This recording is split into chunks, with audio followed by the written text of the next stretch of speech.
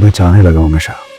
हमारा ताल्लुक दिल लगी की हद तक ठीक है, मोहब्बत करता हूँ तुमसे, लेकिन इसे रिश्ते में नहीं बदला जा सकता। मेरे अलावा जवाहर पे कोई इतना जादू नहीं चला सकता। उसी के हाथों से तुम्हें धक्के दिलवा के यहाँ से ना निकलवाया ना, तो फिर मेरा नाम भी शबाब नहीं। लेकिन मालकिन से नौकरानी बनने में ज्यादा देर नहीं लगेगी। उसकी इतनी औकात है, उसको छोड़ूंगा नहीं। न सह पाएंगे उन्हें ऐसी रुसवाई दी जाएगी। शबाब बाजी पलटना चाहती है, लेकिन मैं इतनी आसानी से ऐसा होने नहीं दूंगी। इसलिए मैं सारे रास्ते बंद कर देना चाहती हूँ।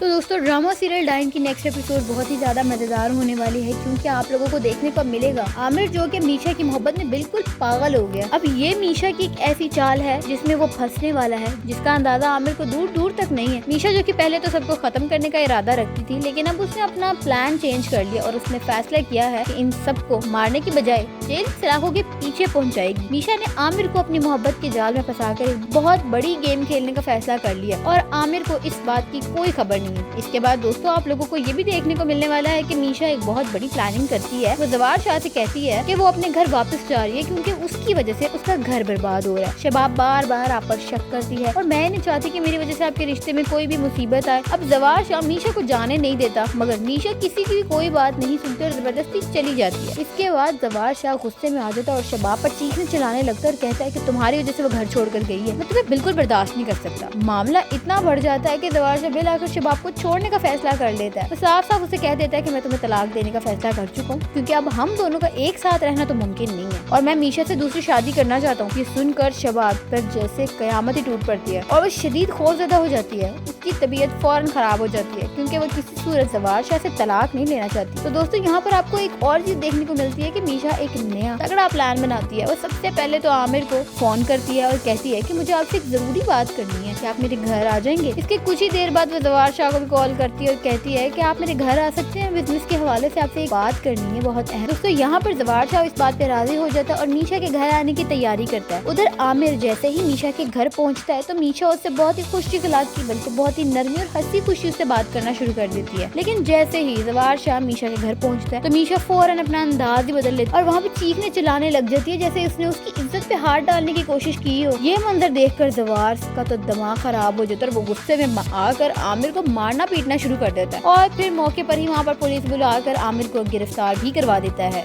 यहाँ पर जवार शाह के सामने आखिरकार मीशा की असलियत हकीकत खुल के आ जाती है। अब जवार को ये मालूम हो जाता है कि ये मीशा नहीं बल्कि निहाल है। ये मीशा का रूप धार कर सबसे बदला ले रही है। साथ ही जवार शाह को अपने घर वालों और बहनों के असली चेहरे भी दिखाई देने लगते हैं कि किस तरह से उन्होंने निहाल पर जुल्म किए थे और उसे तकलीफों से गुजारा था। दोस्तों अब जवार शाह फैसला करता है कि वो निहाल को इंसाफ दिलवाएगा, चाहे उसके लिए उसे अपने खानदान के खिलाफ ही क्यों न जाना पड़े। वो अपनी बहन फौजिया को भी उसके गुनाहों की सजा दिलवाएगा और जेल की सलाखों के पीछे भी भेजेगा। और इसके बाद जवार खुद निहाल के सामने हाथ जोड़कर माफी भी मांगता है और वो कहता है कि सारी गलती मेरी थी, अगर मैं एक अच्छा शौहर होता तो आज ये दिन न देखना पड़ता। दोस्तों ये है दास्तान एक जबरदस्त हैप्पी एंडिंग की तरफ जो जा रही है। यकीनन आप लोगों को बहुत पसंद आएगी, तो वीडियो को लाइक और शेयर करना ना भूलिएगा और ऐसे और अच्छे रिव्यूज के लिए चैनल को सब्सक्राइब कर लें।